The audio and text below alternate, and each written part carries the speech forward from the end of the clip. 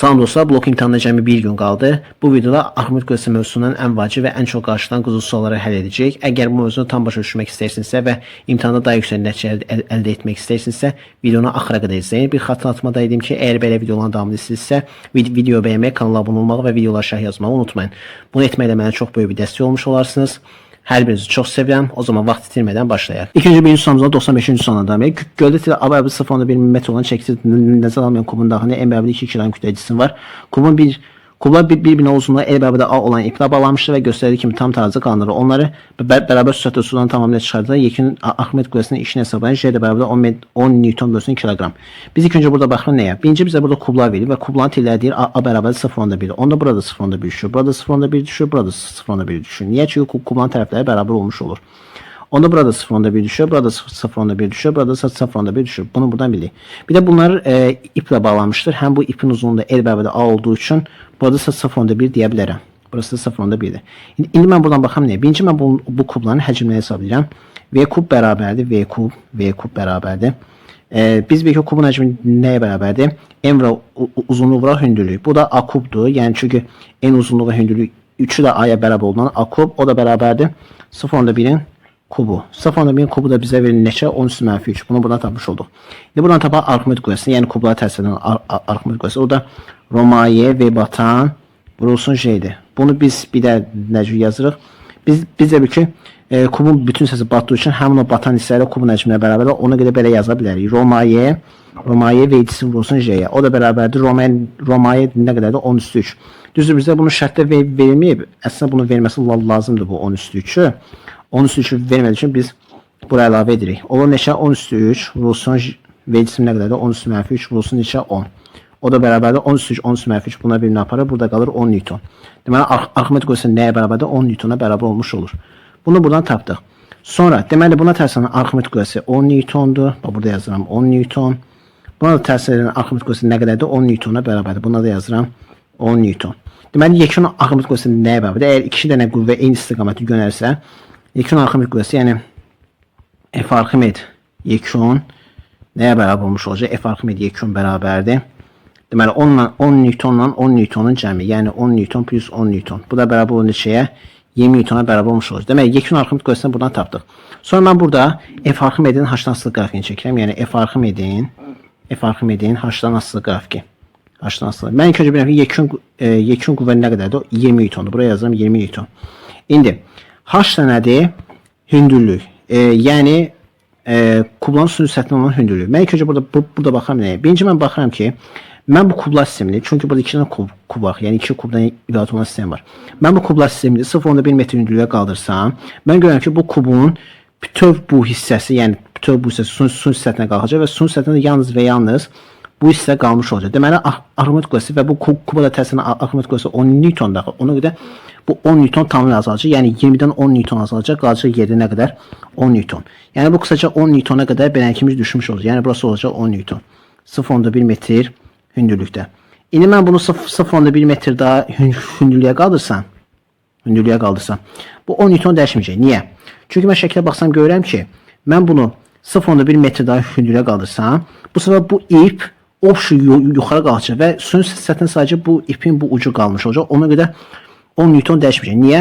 Çünki bizim bir iki dənə kub var. Bu 10 Newton azaldı. Bu deməli bu ipi də suyun səthinə qaldanda bu suyun səthinə sadəcə bu hissə qalacaq. Amma bu kub yenə suyun səthinin altında qalmış olacaq. Ona görə 10 Newton azalmadığı üçün bu 10 Newton dəyişməyəcək, olduğu kimi də qalacaq. Ona görə 10 Newton dəyişmə olduğu kimi qalır. Amma digər 0.1 metr hündürlüyə qaldıranda, yəni 0.3 metr hündürlükdə olanda bu sefer bu 10 Newton azalmış olur. Niyə? Çünki bu hissə də gedir və burada da suyun səthinə sadəcə və sadəcə bu hissə qalır. Ona görə 10 Newton da azalır. Yəni qısaca düşün nəyə? Sıfıra düşür. Yəni qısaca 10 Newton idi. 10 Newton da aşağı düşür. Onun neçə?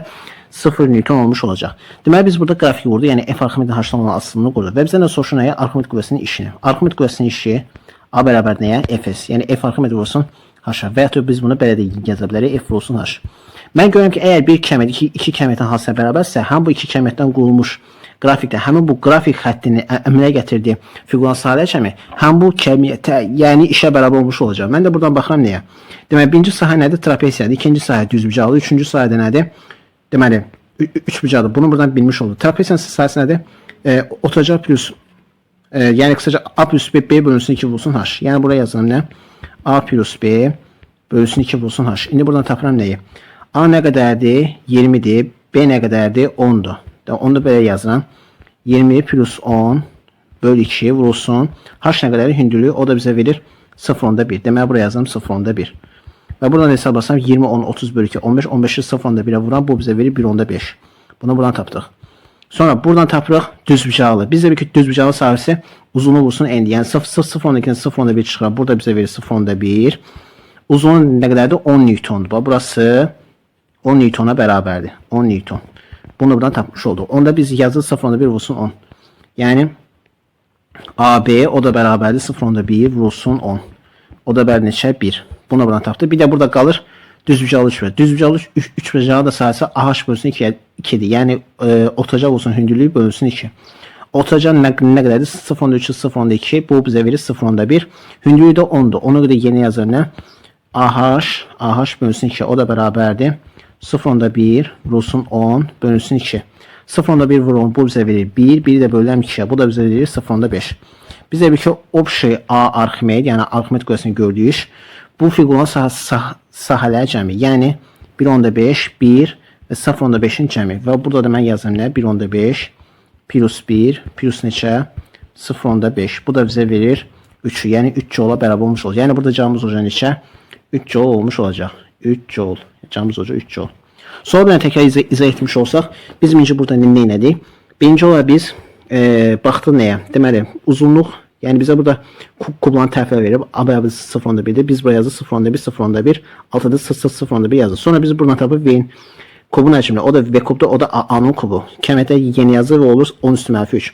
Sonra Arximed qüvvəsini biz buradan tapırıq. Roma'yı V batan olsun şey, yəni kəmətə yeni yazırıq, olur neçə? 10 Newton. Sonra biz buradan görürük ki, bu iki kuba təsir edən Arximed qüvvəsi, yəni yekun Arximed qüvvəsi nəyə bərabərdir?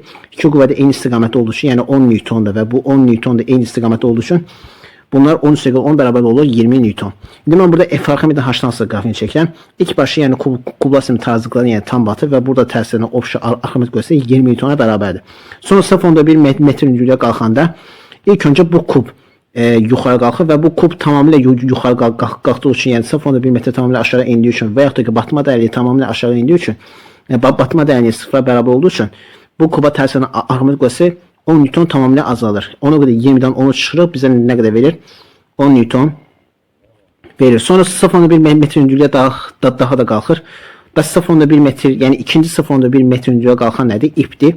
İp də tamamilə qalxanda suyun səthində sadəcə bu ipin ucu və yaxud da ki suyun səthində bu kubun son tərəfi, yəni üst tərəfə qalmış olur. Amma 10 Newtonluq qüvvə yenə dəyişmir, olduğu kimi qalır. Niyə? Çünki bu 10 Newton suyun aşağısında ona görə. Belə deyə bilərik. Ona görə 10 Newton dəyişmir. Amma ikinci 0.1 metr hündürlükdə artıq kub da tamamilə artıq suyun səthinə qalxır. Suyun səthinə qalxanda suyun səthinə bu səfər kubun alt tərəfi qalır və kubun tam batma dəyərliyi tamamilə sıfıra düşür. Biz də bir ki batma dəyərliyi ümumiyyətlə Arximed qüvvəsinin belə bir üssü var. Yenə burada da yazıram. F Arximed bərabərdir Romaye V batan olsun şeydir. Biz bir ki Arximed qüvvəsi V batan, yəni batma həcmindən düz asılıdır. Yəni batma dəyərliyi tamamilə sıfıra düşəndə Arximed qüvvəsi tamamilə sıfıra düşür. Və burada da biz görürük ki, 3-cü 0.1 metr hündürlüyə qaldıranda bu səfər kub tamamilə suya qalxır və suyun səthində sadəcə kubun bu son tərəfi, yəni alt tərəfi qalmış olacaq. Və burada da biz görürük ki 10 Newton tamamilə aşağı düşür. Ona görə ondan da 10'u çıxanda bu bizə verir 0 Newton, yəni sıfıra düşmüş olacaq. Və burada F Arximedin H-dan olan asılını biz qurmuş oluruq. A da bərabərdir F olsun S-dir. Yəni biz bir kəmət, iki kəmət hansına bərabərsə, həm bu iki kəmətdən qurmuş, həmin bu qrafikdə, həm bu qrafik xəttinin əmələ gətirdiyi fiqurun sahələri cəmi, həm bu işi bizə, yəni həm bu kəməti, yəni həm bu işi bizə vermiş olacaq. Burada da bir dənə trapesiya var, bir dənə düzbucağı var, bir dənə də üçbucağı var. Bunlar sahələrini toplayırıq. 1.5, 1 və 0.5 verir. Və bu sahələri общий toplayırıq. 1.5, 1 və 0.5, bu da bizə verir 3, yəni 3 joule bərabər olmuş olacaq. Demək, cavabımız olacaq neçə? 3 joule, yəni cavabımız olacaq 3. İndi keçən növbəti suala. İndi isə ikinci sualımız var, 31-ci sualın davamı. Çinlərin çantanın 80 kg kütlə cismin turistin yeri göstərir təzyiq 15 kilopascal olduğunu bilir. Çantanın çəkisini hesablayın. Turistin 2 ayaqqabısının birlikdə sayısı 600 cm kvadratdır. J də bərabər 10 metr bölü saniyə kvadratdır. Biz ilk öncə burada nə edirik? Biz ilk öncə burada bir yer çəkək. Bu bizim yerimiz olsun və burada da bir adam var. Adam. Deməli adam var. Bunu buradan bildik. Bunu deməli gözlərinə gəlin buradan çəkək. İndi burada baxır nəyə? Birinci biz burada görürük ki, bu adamın option yeri göstərir. Təzyiq, yəni təzyiq qüvvəsi nəyə bərabərdir? F təzyiq bərabər nəyə? P isə. Bunu buradan bilmiş olduq. Bir də bu adamın option yeri göstərir təsir var ki, bu da mc ağırlıq qüvvəsidir. Bunu buradan göstərmiş olduq. Bir də həm bu turistin belində bir çanta var. Bu çantanın çəkisi nədir? Bu çantanın çəkisi nədir? P çantadır. Yəni çantanın çəkisi olmuş olur. P çanta. Onda mən deyə bilərəm ki, bu option, yəni çantanın option bu adamın kütləsinin ibarət olan həm bu kütlənin, yəni ümumi bu sistemin yerə göstərir təsir F təzyiq qüvvəsi. F təzyiq bərabərdir nəyə? Deməli, adamın çəkisinə, yəni adamın yerə göstərir təsir, yəni mc ağırlıq qüvvəsinə, yazılan burada mc ağırlıq qüvvəsi plus həm bu çantanın çəkisinə, yəni P çantaya bərabər olmuş olur. Bunu buradan yazmış oldum. İndi mən buradan P çantanın çəkisini tapmış olsam, P çantanın çəkisi bərabərdir. Deməli, P çantanın çəkisi bərabərdir. F təzyiq çıxılsın nəyə? mc-yə. Və burada da mən hesablamış olsam, F təzyiq nədir? PS-dir. Çıxılsın M vurulsun J-yə. Deyil mi? İndi P nədir? 15 kilopascal. Yəni yeni yazalım 15 və 10 üstü 3. 15 və 10 üstü 3 vurulsun. S nə qədərdir? 600'dür. 600 vurulsun. İndi 1 santimetr 1 metr 100 santimdir. 1 santimetrdə 0,1 metr, yəni 10 üstü mənfi 2 və sahədə də kvadratı olduğu üçün 10 üstü mənfi 2 ilə yüksəltən kvadratı olur 10 üstü mənfi 4. Çıxılsın nəyə? Deməli, M nə qədərdir? 80, J nə qədərdir? 10. Bunu da buradan tapmış olduq. İndi burada biz nə edirik? Bu 2 ilə 0-dan bu 2 ilə 0 gedir, qalır burada mənfi 2. Bu mənfi 2 ilə də burada 10 üstü 3-ün ikisi gedir, qalır burada 10. 15'i vuram ona nə qədər? 150, 150'ni də burada vuram 6-ya. Nə qədər edir? 900 Newton. 900 çıxılsın. 80 də 10'a vuram nə qədər edir? 800 Newton. 9'dan 800'e çıxanda bu da bizə verir neçə? 100 Newton'a bərabər olmuş olacaq. Yəni burada cavabımız olacaq 100 Newton. Yəni cavabımız olacaq buradan neçə?